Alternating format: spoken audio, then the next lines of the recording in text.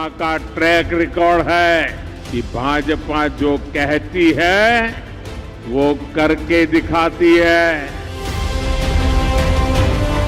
हर तरफ एक ही गूंज है, 3 दिसंबर को भाजपा भाजपा। नमस्कार, आप देख रहे हैं एयर न्यूज। मध्य प्रदेश में जिस तरह से बीजेपी की बम्पर जीत हुई है वो कमाल है। 230 विधानसभा सीटों में बीजेपी ने 163 सीटों पर जीत दर्ज की है। वहीं कांग्रेस 66 सीटों पर सिमट कर रह गई। बीजेपी की शानदार जीत के बाद अब सबके जहन में एक ही सवाल है कि मध्य प्रदेश का अगला मुख्यमंत्री कौन होगा। दरअसल बीजेपी ने मध्य प्रदेश में किसी भी चेहरे पर नहीं बल्कि प्रधानमंत्री नरेंद्र मोदी के नाम पर चुनाव लड़ा था। पार्टी की ये रणनीति सफल भी रही। पहले अटकलें लगाई जा रही थी कि मध्य प्रदेश विधानसभा चुनाव में 3 केंद्रीय मंत्रियों समेत 7 सांसदों के चुनाव लड़ने से शिवराज सिंह चौहान को दरकिनार किया जा सकता है, लेकिन बीजेपी के इतिहास में सबसे लंबे समय तक मुख्यमंत्री पद पर रहने वाले मुख्यमंत्री का दावा बीजेपी के शानदार प्रदर्शन से मजबूत हो गया है। शिवराज के अलावा मुख्यमंत्री की रेस में केंद्रीय मंत्री प्रहलाद सिंह पटेल और ज्योतिरादित्य सिंधिया, बीजेपी के राष्ट्रीय महासचिव कैलाश विजयवर्गीय और केंद्रीय मंत्री नरेंद्र सिंह तोमर के नाम भी शामिल हैं। मुख्यमंत्री की दौड़ में 2 ब्राह्मण नेता भी शामिल हैं। बीजेपी प्रदेश अध्यक्ष और पहली बार के सांसद बीडी शर्मा और 5वीं बार विधायक बने और राज्य कैबिनेट में मंत्री राजेंद्र शुक्ला, ये दोनों ही विंध्य क्षेत्र से आते हैं।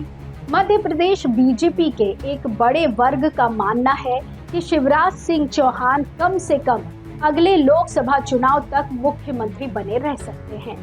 दरअसल लोकसभा चुनाव में 6 महीने से भी कम का समय बचा है।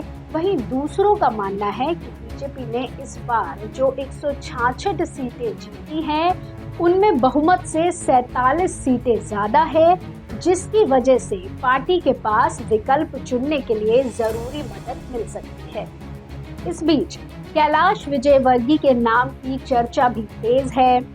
वो मालवा निमाड़ क्षेत्र से आते हैं, जहां बीजेपी ने 66 में से 47 सीटें जीती हैं।